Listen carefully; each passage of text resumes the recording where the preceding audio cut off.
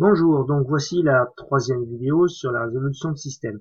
Sauf qu'ici, on n'est plus dans le monde des réels, mais dans le monde des complexes. Donc ça s'adresse aux élèves et étudiants qui étudient les complexes. Donc ici, on a un système à résoudre, un système d'équations complexes. On a deux équations à deux inconnus, les deux inconnus étant Z1 et Z2. Voilà, on la retrouve dans les deux équations.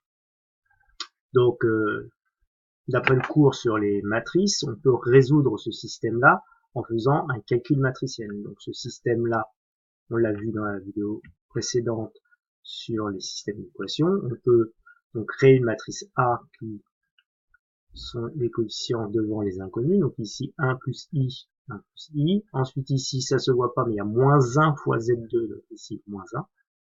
En dessous, on a 2 plus I fois Z1, donc ici on a 2 plus I.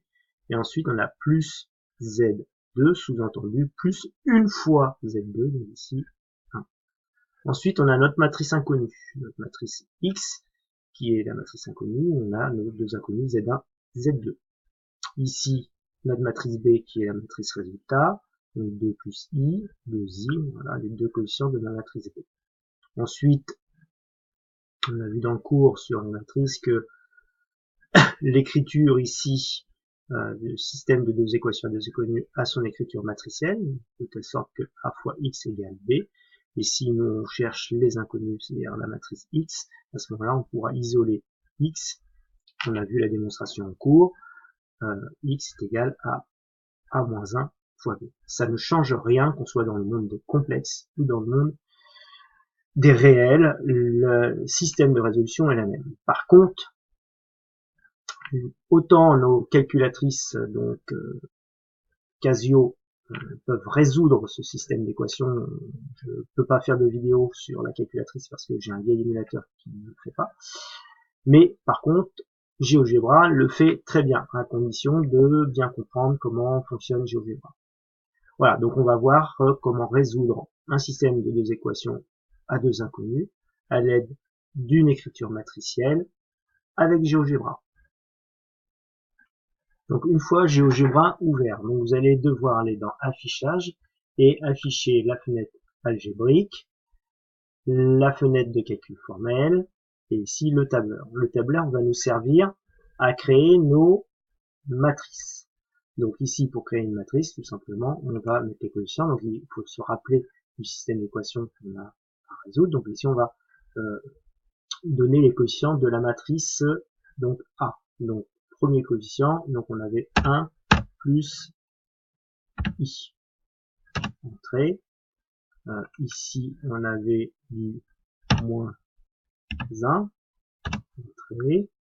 Ensuite, ici, on avait du 2 plus I. Entrée. Et ici, on avait 1. Donc ça va être ma matrice A. Je vais la créer tout de suite. Et vous allez voir que pour créer la matrice, ici, vous avez des boutons. Donc ici, vous allez chercher matrice. Ici, il dit que vous créez une matrice, mais il ne vous la crée pas sous cette forme-là. Il vous la crée sous la forme d'une liste. Donc vous la créez, vous n'avez pas d'autre choix de faire ça. On retrouve ici la première ligne 1 plus I moins 1, séparé par une virgule, 2 plus I, et ensuite virgule 1, on a la deuxième ligne. Voilà. Ensuite, on va créer notre matrice colonne. Donc ici, on avait du 2 plus I. Ici, on a 2 fois I. Entrée. Donc ici, je vais créer ma matrice donc de la même façon. Ici, il me dit qu'elle s'appelle F2. Pourquoi pas, je pourrais la renommer. Hein. Donc, je fais créer. OK. Donc maintenant, on se souvient. Donc ça, c'est notre matrice A. Ça, c'est notre matrice B. D'accord.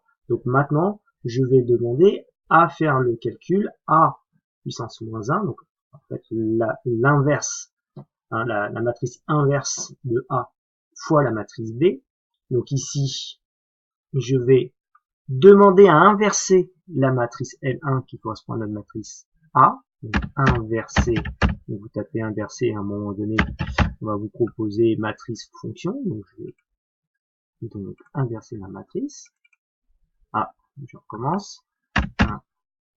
Inverser.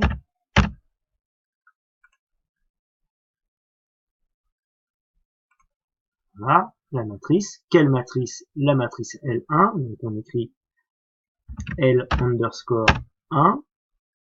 Donc il aura inversé la matrice. Multiplié par quoi? Notre matrice B qui correspond ici à la matrice L2. Donc ici il y a juste à marquer L2. Entrée. Et vous avez donc les solutions. Donc les solutions ici, partie réelle 12 treizième, alors c'est pas écrit sous cette forme-là, mais c'est 12 treizième, plus la partie imaginaire, donc 5 treizième de i. Et puis pour la solution de Z2, on a moins 19 treizième plus 4 treizième de i. Voilà. Donc j'espère que cette vidéo vous a servi. Comment faire du calcul matriciel pour résoudre un système de deux équations à deux inconnues à l'aide de GeoGebra. Salut!